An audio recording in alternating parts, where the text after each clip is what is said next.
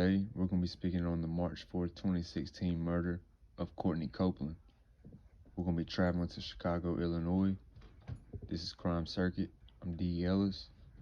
Condolences to the family. Make sure you guys like, share, comment, subscribe. Let's get into the case. Heather Sharon is here with a look at Chaparral Wells' fight for justice. Heather. Brandis, not only does Chaparral Well want to know who killed her son, but she also wants to know why Chicago police officers didn't do more to assist her wounded son, and why he died while handcuffed after asking officers for help. 7 years ago, someone shot Courtney Copeland while he was driving. Despite his injuries, Copeland made it to the police station at Grand and Central Avenues. There he collapsed after begging for help, according to the city's watchdog. His mother, Chaparral Wells, still wants answers. It's very painful because 7 years, I still don't have the answers. I still don't know what happened to my son. 7 years, I'm still fighting, trying to find the truth. To get those answers, Wells partnered with the Invisible Institute and reporter Jamie Calvin to create the podcast called Somebody. That reporting found 13 minutes passed before an ambulance carrying Copeland left for a trauma center.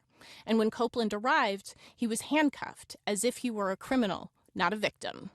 That cost my son his life. I am certain that if my son had immediately gotten the help that he needed, my son would be alive to tell the story today. The podcast prompted former Inspector General Joe Ferguson to launch his own probe of what happened to Courtney Copeland. But by law, that report does not have to be released to the public. From a summary of the report that was released, we know that the Inspector General recommended 2 members of the Chicago Police Department face discipline for the way they responded to Copeland's death. But neither officer faced serious punishment. One resigned before the probe was complete. Courtney was a 22-year-old Cicero, Illinois native and employee of the World Ventures travel agency when he was fatally shot in the early morning of March 4th, 2016. Now, prior to his death, Courtney graduated from Jones College Prep High School in Chicago, where he also played basketball. According to his mother, Chaparral Wells, Courtney was working his way up at the travel agency in an effort to gain financial freedom and provide for his family, which included his mother, his stepfather, and his 3 younger sisters. Courtney's friends and family described him as a good person with no enemies, someone who always brought out the best in others. His mother was quoted as saying about Courtney, "He loved life, he loved to travel, loved to have fun, he loved everybody." Courtney spent the late night hours between March 3rd and March 4th the way he had spent many evenings. He met up with some friends at a regular gathering spot called Paysan's Pizzeria in Cicero around 12:45 a.m.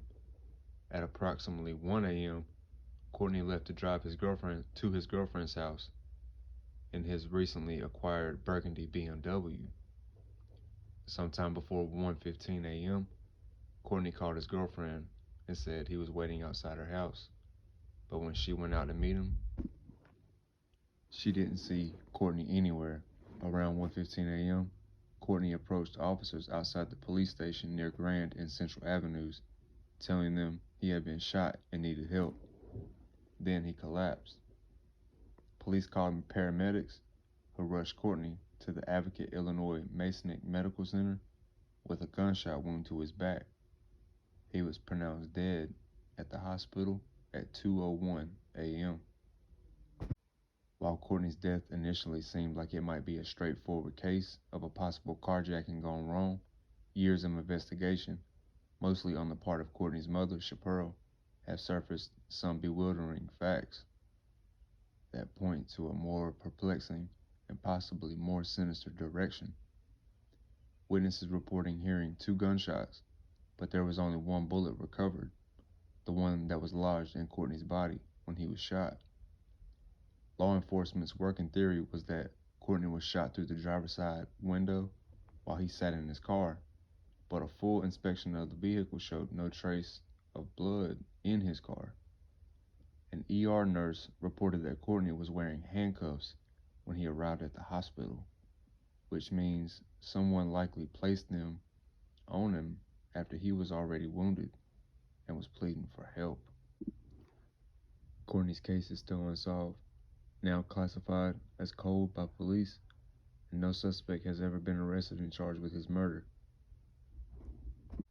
His family continues to seek answers and pursue justice for Courtney, led by Shapiro's investigative podcast, Somebody.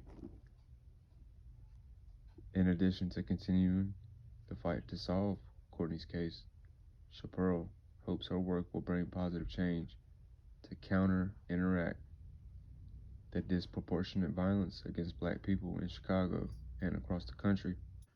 That's going to conclude this episode of Crime Circuit. Make sure you guys like, share, comment, subscribe. Condolences to the Copeland family, family members, friends, anybody that was close to him and knew him. Condolences to y'all. This is what I do it for. I do it for the families. I do it for the people that can't speak anymore. Just make sure you like, share, comment, subscribe. Till next time.